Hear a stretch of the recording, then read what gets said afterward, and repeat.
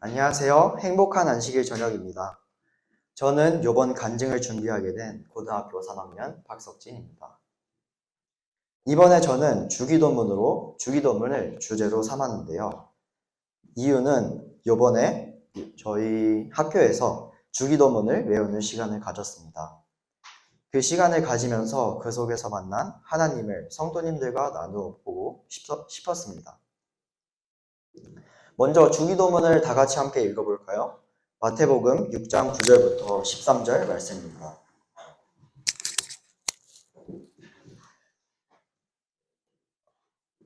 준비가 되셨나요? 그러면 제가 시작하면 다 같이 읽겠습니다. 시작. 그러므로 죄송합니다. 다시 시작하겠습니다. 시작. 하늘에 계신 우리 아버지여, 이름이 거룩히 여김을 받으시오며 나라에 임하옵시며 뜻이 하늘에서 이루어진 것 같이 땅에서도 이루어지리이다. 오늘 우리에게 일용할 양식을 주시옵고 우리가 우리에게 죄 지은 자를 사하여 준 것 같이 우리의 죄를 사하여 주시옵고 우리를 시험에 들게 하지 마옵시고 다만 악에서 구하옵소서. 나라와 권세와 영광이 아버지께 영원히 있사옵니다. 아멘. 감사합니다. 저는 이제 주기도문 한 문장에서 만난 하나님에 대해 나누고자 합니다. 첫 번째 문장인 하늘에 계신 우리 아버지여, 이름이 거룩히 여김을 받으시오며, 이 문장을 통해 저는 하느님이 단순한 신이 아니라 저와의 관계에서 아버지이심을 느꼈습니다. 저는 아빠에게 자주 전화를 하지 않지만 가끔 드리는 전화 한 통도 저희 아버지는 전혀 귀찮아하시지 않으십니다. 심지어 그 전화 내용이 용돈을 부탁하는 내용이어도 말이죠. 이처럼 하나님도 우리가 꾸준히 기도하는 것이 아닌 가끔씩 기도해도 저희를 사랑하시고 저희가 기도를 할 때 가족처럼 편하게 기도를 할 수 있도록 만들어 주신 것 같았습니다.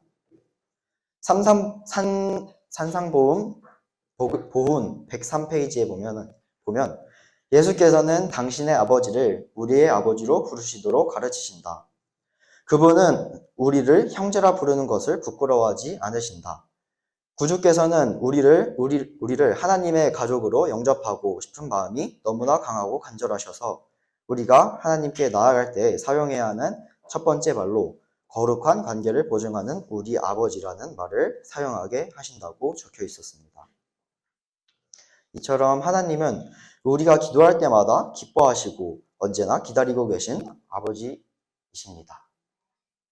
다음 문장인 나라에 임하옵시며 뜻이 하늘에서 이루어진 것 같이 땅에서도 이루어지이다.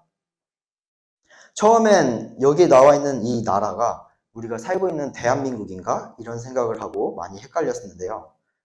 그렇게 계속 성경을 보다가 성경에 나와 있는 관주, 우가 보였습니다. 이 관주가 무엇이냐면 성경 본문에 있는 구절과 다른 관련된 구절들은 연결시켜주는 기호입니다. 그래서 이 관주를 따라가 보니 마태복음 4장 17절 말씀이 있었습니다. 제가 읽어드리겠습니다. 이때부터 예수께서 비로소 전하여 이르시되 회개하라 천국이 가까이 왔느니라 하시더라. 이 말씀을 통해 저는 나라에 임하옵시며는 재림, 즉 하나님의 나라가 이 땅에 임하는 것을 의미함을 깨달았습니다. 그래서 우리가 기도를 할 때 우리의 진정한 소망인 예수님의 재림을 항상 기도할 때 빼놓지 않고 기도를 해야 하구나라고 생각하게 되었습니다. 그리고 그 다음 문장인 오늘 우리에게 일용할 양식을 주시옵고라는 문장인데요. 이 문장을 얘기하기 전에 저는 매우 걱정이 많은 사람입니다. 앞으로 무슨 일을 하며 살까? 돈은 어떻게 벌까? 이러면서 저의 늘 미래를 걱정했습니다. 하지만 정작 오늘 하루를 위한 양식을 위해 기도한 적은 거의 없었습니다. 이 구절을 통해 저는 하나님께 구하지 않고 걱정만 하던 제 자신을 돌아보게 되었습니다. 하나님은 오늘 필요한 것을 채워주시는 분이시며 저는 그 믿음 위에 살아가야 함을 또 깨닫게 되었습니다. 그리고 그 다음 문장인 우리가 우리에게 죄 지은 자를 사하여 준 것 같이 우리의 죄를 사하여 주옵시고, 이 문장인데요.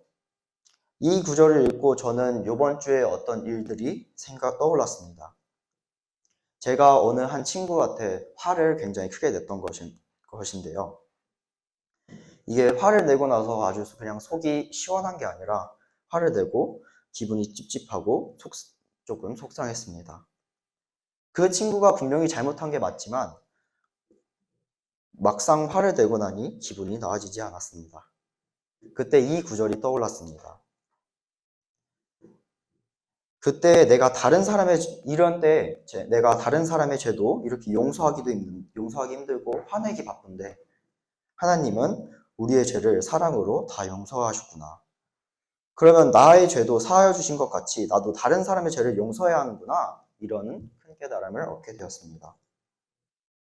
이 생각이 난 후에 저는 그 친구에게 다시 가서 사과를 하고 그 친구를 용서할 수 있게 되었습니다.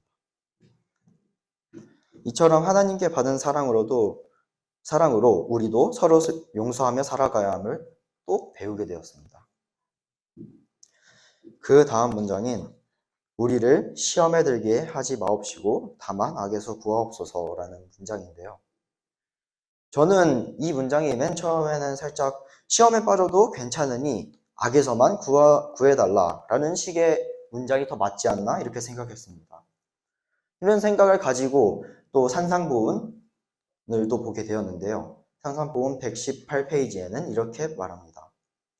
우리를 시험에 들게 하지 마시옵고라는 기도는 그 자체가 하나님의 약속이다. 자신을 하나님께 맡기면 하나님은 미쁘사 너희가 감당치 못할 시험 당함을 허락치 아니하시고 시험 당할 즈음에 또한 피할 길을 내사 너희로 능히 감당하게 하시느니라는 보증을 얻게 된다. 이렇게 써져 있는데요. 이 구절을 통해 이게 왜 괜히 신의 기도가 아니구나. 다 이렇게 짜임새 있는, 다 뜻이 있는 그 기도임을 알게 되었습니다.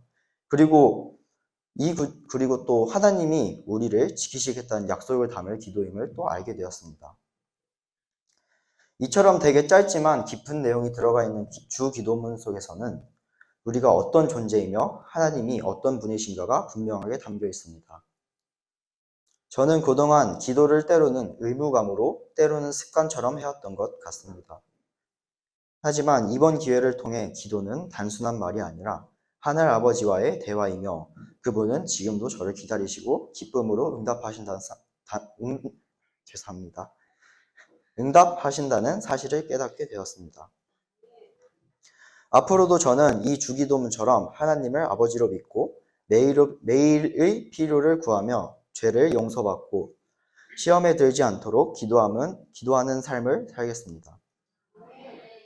이 간증을 듣고 계시는 성도 여러분들도 하나님을 멀고 어려운 분이 아닌 늘 곁에 계신 사랑의 아버지를 느끼시고 그 기도를 통해 그 사랑을 경험하시길 바랍니다. 저의 부족한 간증 들어주셔서 감사합니다.